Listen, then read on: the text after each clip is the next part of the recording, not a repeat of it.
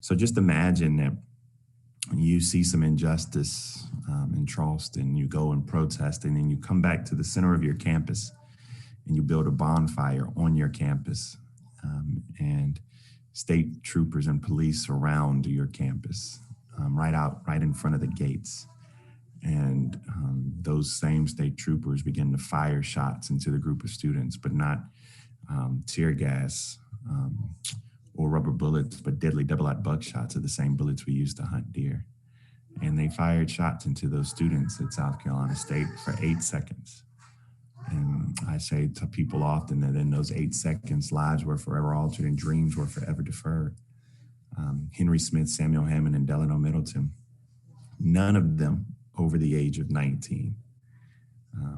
In fact, one was still in high school at Wilkinson High.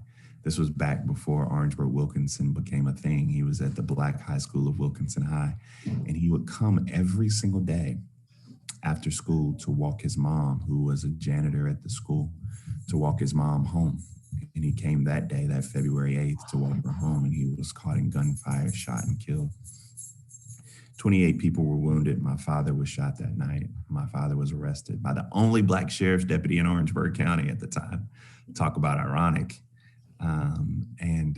This little bit of history that not many people know, for one of the only times in the state's history, I-26 was completely shut down between Orangeburg and Columbia.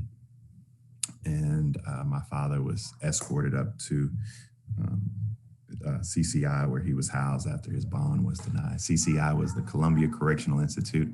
I have a legendary CCI story if anybody wants to hear it during Q&A. I've been to CCI 3 times, and one of them is a legendary, only in South Carolina story.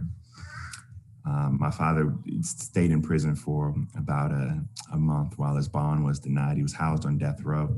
They deemed him to be an outside agitator until he was granted a bond later. In between the night of February 8th, 68 and the time of my father's trial, all the officers who fired shots into the group of students were tried, and they were all found not guilty.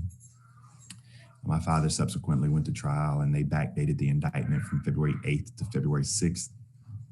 They dropped all the charges except one, which was rioting. And my father was charged, tried, and convicted of rioting, becoming the first and only one-man riot in the history of this country. And I remind folk often that on that night, injustice, it left mothers without their sons. It left the pages of our state's history stained red with blood. But when you look at the struggle and the sacrifices that so many people, and that's the blessing, I guess the blessing and the burden of being from the South, that you don't have to read about the history per se. There's so many people right around us who sat on jailhouse floors, who smelt gun smoke, who actually were a part of the stories that are written about in history books. And so the question is, how do we go forward?